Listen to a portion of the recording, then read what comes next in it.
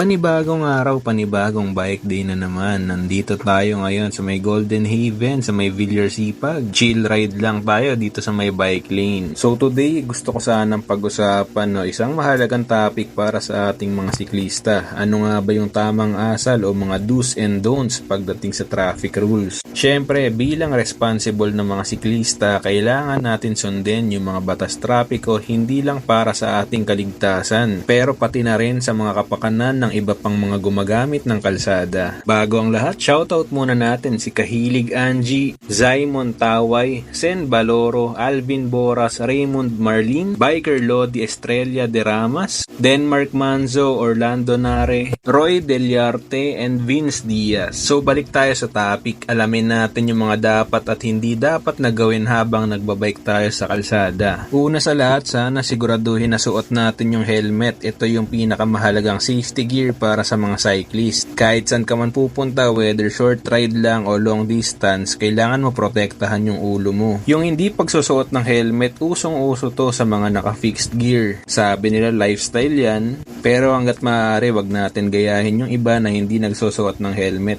Pangalawa, sumunod tayo sa traffic lights at mga signs. Ito, napaka-basic naman ito. Hindi porket walang humuhuli sa atin o nagtitiket, babaliwalain na natin yan. So, napaka-simple. Kapag red light, mag-stop ka. Kapag green, go. Yung batas trapiko, hindi lang para sa mga sasakyan, kundi para sa lahat ng gumagamit ng kalsada. Tapos, kapag may pedestrian lane, magbigay daan tayo sa mga tumatawid.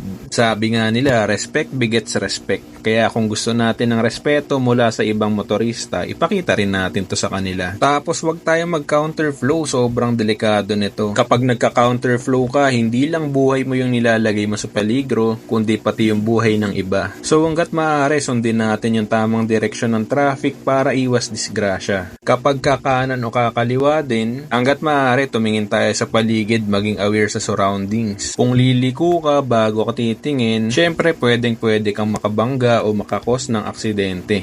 Next naman, wag natin gamitin yung phone natin habang nagbabike. Alam ko na gusto nating lahat na maging connected hanggat maaari, pero wag na wag kang gagamit ng phone habang nagbabike. Kapag may kailangan ka i-check o sagutin, huminto ka muna sa gilid bago mo gawin to. Kasi yung isang segundo ng distraction pwede ring magdulot ng aksidente. Madalas nangyayari to kapag nag-navigate ng mga apps o kaya mga food panda na naghihintay ng next booking. Pero hanggat maaari, mag-focus tayo sa daan, wag sa screen ng phone natin. Hanggat maaari, be mindful of others para wala tayong gulo. Kapag lahat tayo may malasakit sa isa't isa, magiging mas maayos at ligtas yung biyahe natin. At yun yung part 1 ng ating mga do's and don'ts sa kalsada. I-apply natin to hanggat maaari sa mga daily rides para maiwasan yung aksidente. As usual, ride safe tayo at kita-kits po sa daan.